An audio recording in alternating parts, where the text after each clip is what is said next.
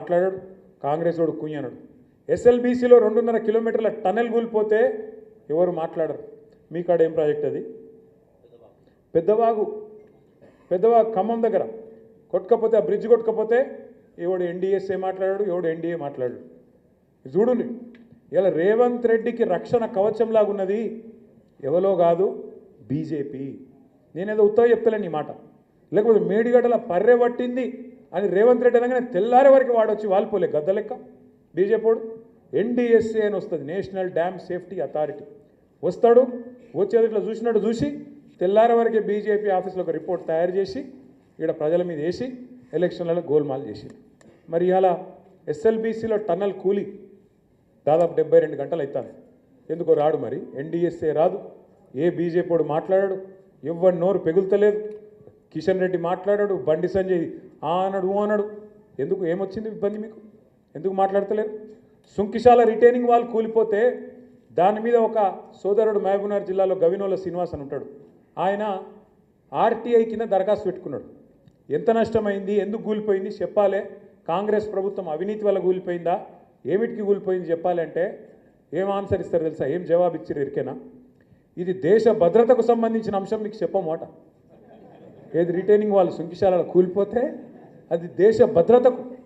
అదేమన్నా చైనా సరిహద్దులు ఉందా, పాకిస్తాన్ సరిహద్దులు ఉందా? గీడ ఆంధ్ర తెలంగాణ బార్డర్ కార్డు ఉంటే, అది కూడా మన తెలంగాణలో ఉంటే, అందులో రిటైనింగ్ వాళ్ళు మీ అవినీతి వల్ల కూలిపోతే, మీ కమిషన్ల వల్ల కూలిపోతే దాని మీద బీజేపీడు మాట్లాడాడు. ఒక తమ్ముడు శ్రీనివాస్ అడిగితే దేశ భద్రతతో ముడిపడిన వ్యవహారం కాబట్టి సమాధానం అంటున్నది రేవంత్ రెడ్డి ప్రభుత్వం. అదే ఈరోజు ఎస్ఎల్బీసీలో టన్నెల్లో కూలిపోతే బీజేపీడు మాట్లాడాడు. ఈ రెండే కాదు నేను చెప్పేది, ఒక్కసారి జాగ్రత్తగా వినండి. ప్రధానమంత్రి నరేంద్ర మోడీ గారు వస్తారు తెలంగాణ పార్లమెంట్ ఎన్నికల ప్రచారంలో. ఏమంటాడు ఆయన వచ్చి? ఈ రాష్ట్రంలో కాంగ్రెస్ పార్టీ అత్యంత అవినీతి ప్రభుత్వాన్ని నడుపుతూ ఉన్నది. ఇక్కడ ఆర్ఆర్ ట్యాక్స్ వసూలు చేస్తున్నారు, RR tax, Rahul Revanth tax వసూలు చేస్తున్నారు. ఒక్కొక్క బిల్డర్ దగ్గర హైదరాబాద్లో స్క్వేర్ ఫీట్కు 150 రూపాయలు వసూలు చేస్తున్నారు అని ప్రధానమంత్రి గారు వచ్చి ఏప్రిల్ మాసంలో గర్జించిపోయింది. మరి గర్జించి 10 నెలలే, ఇంతవరకు యాక్షన్ మాత్రం లేదు. అయ్యా రేవంత్ రెడ్డి గారు తన బావమరిది గారి కంపెనీ పేరు శోధ. ఆ శోధ అనే కంపెనీ కేవలం 2 కోట్ల లాభం ఆర్జించింది. అసొంటి కంపెనీకి 1137 కోట్ల కాంట్రాక్ట్ ఇచ్చిండు రేవంత్ రెడ్డి. సుజన్ రెడ్డి అని ఆయన బామ్మర్ది కంపెనీకి 1137 కోట్ల కాంట్రాక్ట్, అది కూడా ఏ స్కీమ్లా? అమృత్ అనే స్కీమ్లో ఇచ్చిండు. అమృత్ అంటే ఏంది? కేంద్ర ప్రభుత్వ స్కీమ్.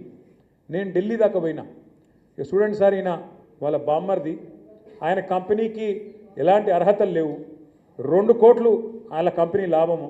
మరి 2 కోట్ల లాభం సంపాదించే కంపెనీ 1137 కోట్ల పనిచేస్తుందంటే ఊళ్ళో చిన్నపిల్లగాడు కూడా నమ్మడు. గా కంపెనీకి ఇస్తే మీరు విచారణ చేయరా సార్ అని చెప్పి ఆ సంబంధిత మంత్రి గారికి, మున్సిపల్ మంత్రి గారికి ఢిల్లీలో ఆయనకు దరఖాస్తుతో పాటు మొత్తం ఆధారాలు ఇచ్చి 6 నెలలు ఆయన ఉల్కడు పల్కడు. అట్లే ఇక్కడ పొంగులేటి శ్రీనివాసరెడ్డి గారి ఇంటి మీద ఈడీ రైడ్ అవుతుంది. ఈడీ రైడ్ అయ్యి ఇప్పటికి దగ్గర 160 రోజులైంది.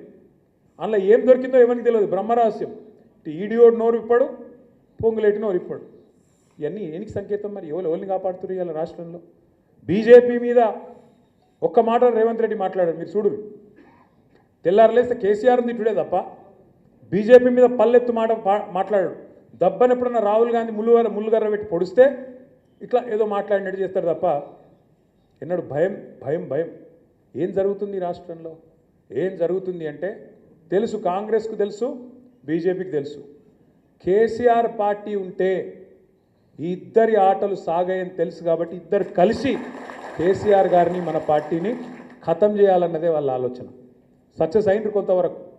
అసెంబ్లీ ఎన్నికల్లో కుమ్మక్క అయినరు, సక్సెస్ అయినరు. పర్రె పట్టంగానే ఢిల్లీకి వెళ్ళి ఉరికి రావాలి, రిపోర్ట్ ఇవ్వాలి, ఆగమాగం దున్నపోతూ ఈయనని ఆయన అనగానే దుడ్డను కట్టిమని ఈయనని మొత్తానికి గోల్మాల్ గోవిందం చేసి మనని ఓడగొట్టిరు. సరే ఓడగొట్టిరు, ఏం కాదు. ఎందుకంటే 2 సార్లు ఇదే ప్రజలు మనకు అధికారం ఇచ్చారు. ఇప్పుడు ప్రతిపక్షంలో కూర్చోమని చెప్పి ఆదేశం ఇచ్చారు. మరి ప్రతిపక్షంలో కూర్చున్న తర్వాత మేము కూడా జాగ్రత్తగా గత 14-15 నెలలుగా అన్నీ గమనిస్తూ ఉన్నాం. ఇప్పుడిప్పుడే మనోళ్ళకి అందరికీ అర్థమవుతుంది. చూస్తాను రా, వీడియోలు వాట్సాప్లో తిరుగుతున్నాయి కదా. ఏమేమంటారు ప్రజలు చూస్తుర్రు, ఆడోళ్ళు మగోళ్ళు రైతులు ముసలోళ్ళు చూస్తుర్రా ఎన్ని మాటలు మాట్లాడుతున్నారు. నిజంగా చెప్తున్నా, మీరు నమ్ముతారో నమ్మరో కానీ అమ్మతోడు చెప్తున్నా, తెలుగు భాషల గిన్ని తిట్లుంటాయని తెలియదు నాకు. అరే రే రే రే ఏం తిట్టుడే అది, భయం కూడా లేదు, భయం లేదు, భక్తి లేదు, గొట్టం పెట్టుడు ఆలస్యం రమ్మను వాడిని అంటారు. ఏడికెళ్ళి వస్తారు వాడు, భయం వానుకుంది, వస్తే ఇబ్బలు కొట్టట్టున్నారు జనంలో. నేను మన కొడంగల్ పోయినా, లగచర్ల అని ఊరు, ఆడ మొత్తం మా లంబాడ సోదరులు ఉంటారు.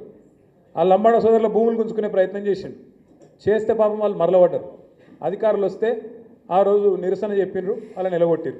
అదే రేవంత్ రెడ్డి పోతే ఈపే వాళ్ళ కొడుతురు, అధికారులకు నిరసన చెప్పేలా కొట్టిరు. ఇక రేవంత్ రెడ్డి అహం దెబ్బతిన్నది. అగో నా కాన్స్టిట్యున్సీలో నేను భూములు ఇవ్వమంటే మీరు ఇయ్యరా, మీ ఆయుష్యత ఎంత, మీ బతికెంత, నేను అనుకుంటే ముఖ్యమంత్రిని అని చెప్పి 40 మందిని తీసుకుపోయి జైల్లో పెట్టిండు. మొత్తం లంబాడ రైతులు, గిరిజన రైతులు, దళిత రైతులు తీసుకుపోయి జైల్లో వారేసిండు.